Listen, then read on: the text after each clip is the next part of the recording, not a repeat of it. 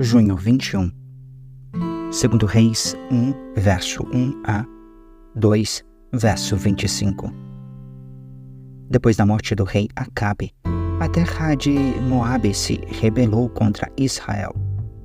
Certo dia, Acázias caiu pela grade de um cômodo no terraço de seu palácio em Samaria e ficou gravemente ferido. Ele enviou mensageiros ao templo de Baal-Zebub, deus de Ecrom, para saber se iria se recuperar. O anjo do Senhor, porém, disse a Elias de Tisbe: vá ao encontro dos mensageiros do rei de Samaria e diga-lhes: acaso não há Deus em Israel? Por que vão consultar Baal-Zebub, o deus de Ecrom?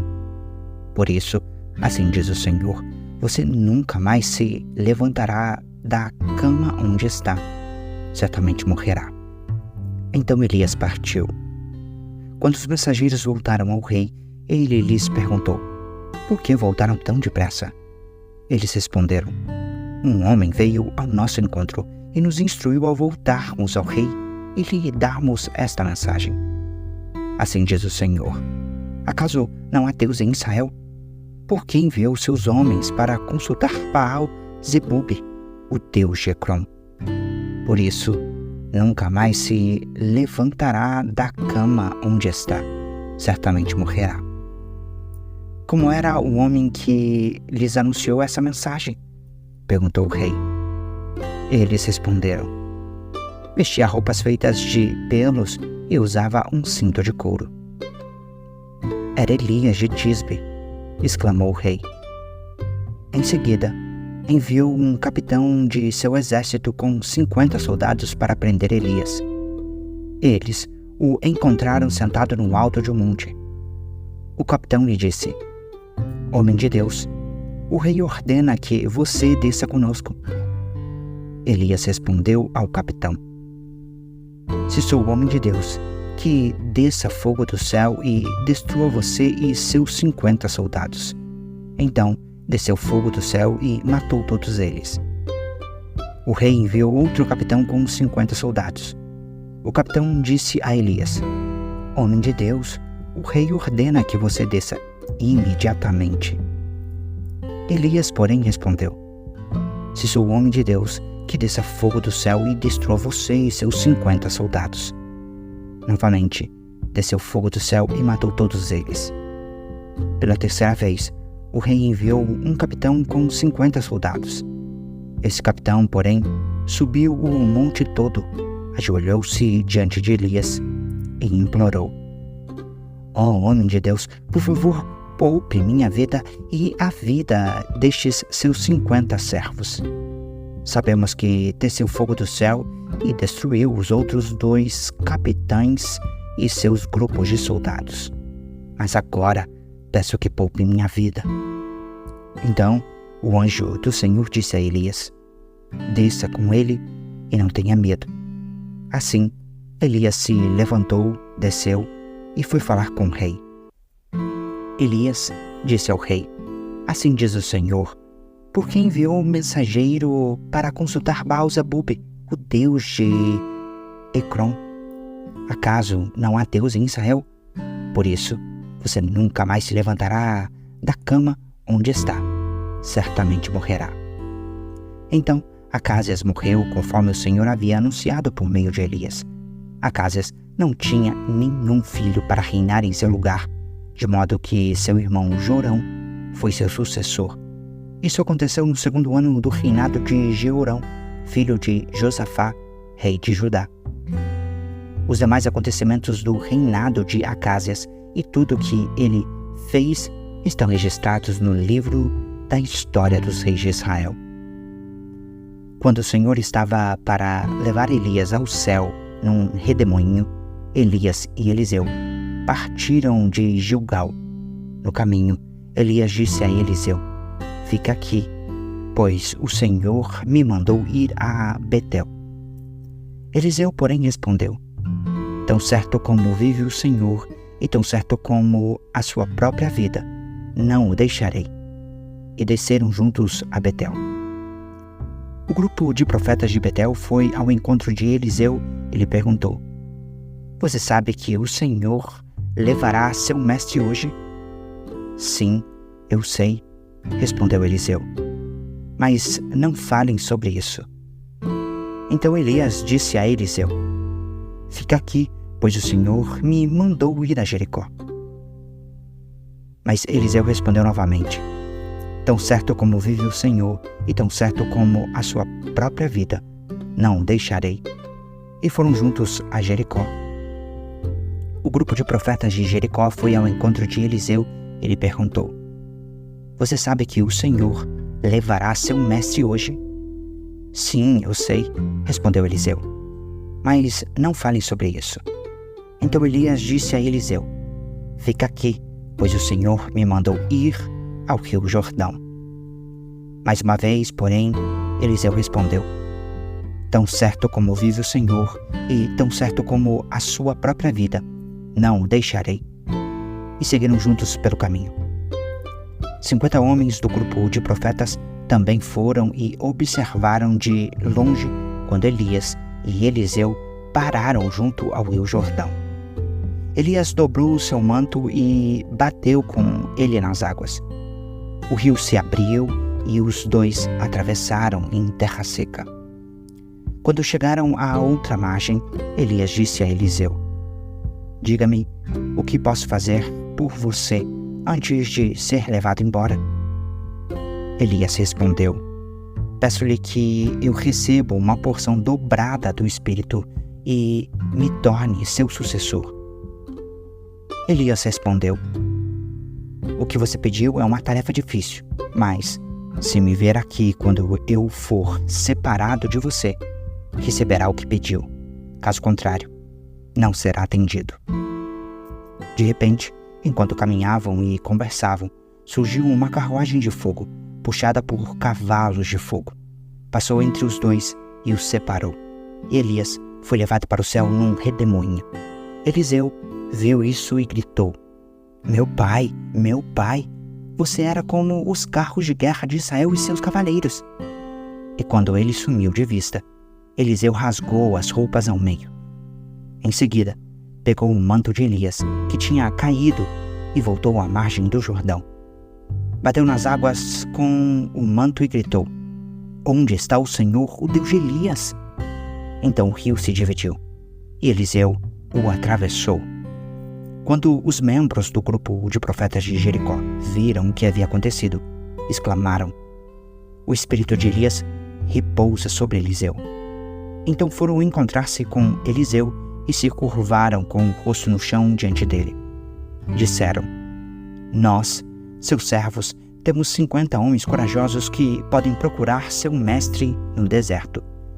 Talvez o Espírito do Senhor o tenha deixado em algum monte ou em algum vale. Não enviem ninguém, disse Eliseu. Mas insistiram tanto que, por fim, constrangido, ele consentiu. Está bem, enviem os homens. Os 50 homens procuraram por 3 dias, mas não encontraram Elias. Eliseu ainda estava em Jericó quando eles voltaram e disse: Não lhes falei que não fossem? Certo dia, alguns moradores de Jericó disseram a Eliseu: Temos um problema, meu senhor. A cidade está situada numa boa região. Como o senhor pode ver, contudo, a água não é boa e a terra é improdutiva.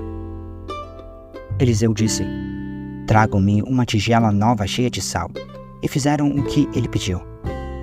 Eliseu foi à nascente que abastecia a cidade com água e jogou ali o sal. Disse ele: Assim diz o Senhor: Purifiquei esta água. Ela não causará mais morte, nem tornará a terra improdutiva. E desde então, a água permanece pura, conforme a palavra de Eliseu. Eliseu saiu dali e foi a Betel. Enquanto subia pelo caminho, um grupo de adolescentes da cidade começou a zombar dele. Vai embora, careca! Vai embora, careca! Gritavam. Eliseu se voltou para trás, olhou para eles e os amaldiçoou em nome do Senhor. Então 2 ursas saíram do bosque e despedaçaram 42 adolescentes. Dali, Eliseu foi para o Monte Carmelo e, por fim, voltou a Samaria. Atos 13, versos 42 a 14, verso 7. Quando Paulo e Bernabé estavam saindo da sinagoga, o povo pediu que voltassem a falar dessas coisas na semana seguinte. Muitos judeus e gentios, devotos convertidos ao judaísmo, seguiram Paulo e Barnabé, que insistiam com eles para que continuassem a confiar na graça de Deus. No sábado seguinte, quase toda a cidade compareceu para ouvir a palavra do Senhor. Quando alguns dos judeus viram as multidões, ficaram com inveja, de modo que difamaram Paulo e contestavam tudo o que ele dizia. Então Paulo e Bernabé se pronunciaram corajosamente, dizendo: era necessário que pregássemos a palavra de Deus primeiro a vocês, judeus, mas uma vez que vocês a rejeitaram e não se consideraram dignos da vida eterna, agora vamos oferecê-la aos gentios. Pois foi isso que o Senhor nos ordenou quando disse: fiz de você uma luz para os gentios, para levar a salvação até os lugares mais distantes da terra. Quando ouviram isso, os gentios se alegraram e agradeceram ao Senhor por essa mensagem. E todos que haviam sido escolhidos para a vida eterna creram. Assim, a palavra do Senhor se espalhou por toda aquela região. Então, os judeus, instigando as mulheres religiosas influentes e as autoridades da cidade, provocaram uma multidão contra Paulo e Barnabé e os expulsaram dali. Eles, porém, sacudiram o pó dos pés em sinal de reprovação e foram à cidade de Icônio.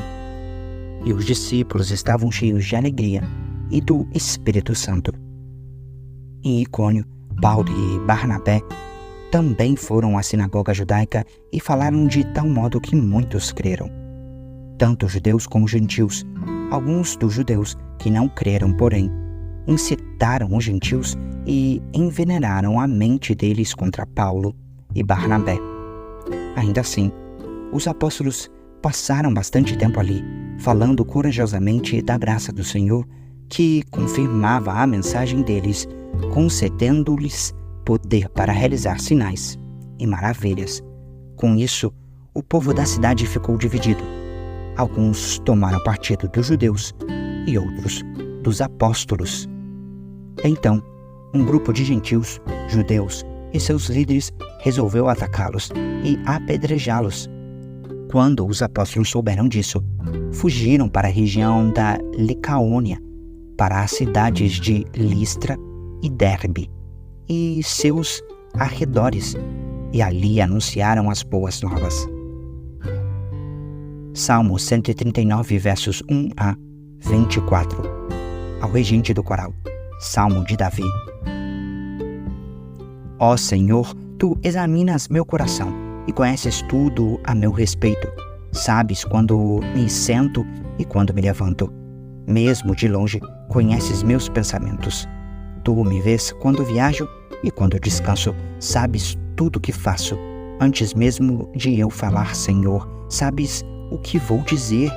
Vais adiante de mim e me segues. Pões sobre mim a tua mão. Esse conhecimento é maravilhoso demais para mim. É grande demais para eu compreender. É impossível escapar do teu espírito.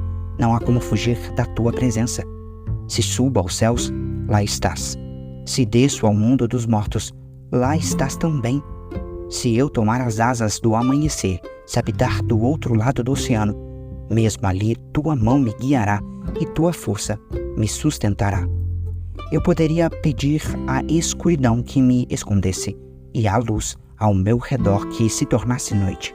Mas nem mesmo na escuridão posso me esconder de ti. Para ti, a noite é tão clara como o dia. Escuridão e luz são a mesma coisa. Tu formaste o meu interior e me teceste no ventre de minha mãe. Eu te agradeço por me teres feito de modo tão extraordinário. Tuas obras são maravilhosas e disso eu sei muito bem. Tu me observavas quando eu estava sendo formado em segredo, enquanto eu era tecido na escuridão. Tu me viste quando eu ainda estava no ventre. Cada dia de minha vida estava registrado em teu livro. Cada momento foi estabelecido quando ainda nenhum deles existia. Como são preciosos os teus pensamentos a meu respeito, ó Deus. É impossível enumerá-los. Não sou capaz de contá-los. São mais numerosos que os grãos de areia. E quando acordo, tu ainda estás comigo. Ó Deus, quem dera destruísses os perversos. Afastam-se de mim, assassinos. Eles blasfemam contra ti. Teus inimigos usam teu nome em vão. Acaso, Senhor, não devo odiar os que te odeiam? Não devo desprezar os que se opõem a ti? Sim, eu os odeio com todas as minhas forças, pois teus inimigos são meus inimigos. Examina-me, ó Deus, e conhece meu coração. Prova-me e vê meus pensamentos. Mostra-me se há em mim algo que te ofende e conduze-me pelo caminho eterno. Provérbios 17, versos 19 a 21. Quem gosta de brigar, ama o pecado. Quem confia em muralhas, procura a própria ruína. O coração perverso não prospera. A língua mentirosa se mete em dificuldades. O filho tolo causa tristeza ao pai. Não há alegria para o pai de um rebelde.